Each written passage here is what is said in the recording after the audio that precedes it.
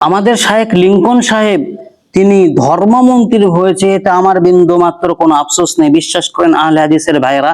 কিন্তু আমার আফসোস হচ্ছে আপনাদেরকে দেখে, এতদিন আপনারা বলে আসছিলেন আহলে হাদিসেরা ফাঁসির মঞ্চে ঝুলতে পারে, তবে আহলে হাদিসেরা কখনো শিরিক বেদাতের সাথে আপোষ করতে পারে না। কিন্তু আজকে লিংকন সাহেব দেখেন শহীদ মিনারে ফুল দিচ্ছে, বেদাত করতেছে, শিরিক করতেছে, কিন্তু তাকে বাধা কেউ দিচ্ছে না। তবে বাধা না দিলেও কিন্তু দেখেন আমাদের ফেসবুক শায়েকেরা বাহবা দিচ্ছে। দেখো আমাদের আহলে হাদিসের শায়েক, দেখো আজকে মন্ত্রিত্ব পদ পেয়েছে, ঘরে ঘরে আহলে হাদিস পৌঁছে যাচ্ছে, তোমাদের ঘরে ঘরে আহলে হাদিস পৌঁছে যাচ্ছে, কিন্তু শিরিক বেদাত তো তোমাদের ভিতরে ঢুকে গেল। তাহলে তোমাদের কথা কোথায় গেল? তোমাদের বাণী কোথায় গেল? এতদিন যে তোমরা বাণী আমাদেরকে শুনে আসছিলে, আজকে তোমরা তাকে বাধা না দিয়ে তোমরা বাহবা দিচ্ছ। বাহ, কত সুন্দর মুনাফিকি তোমাদের।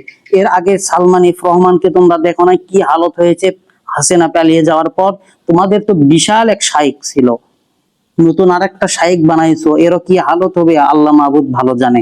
তো মুনাফিকি করিও না ভাই, মুনাফিকি করিও না।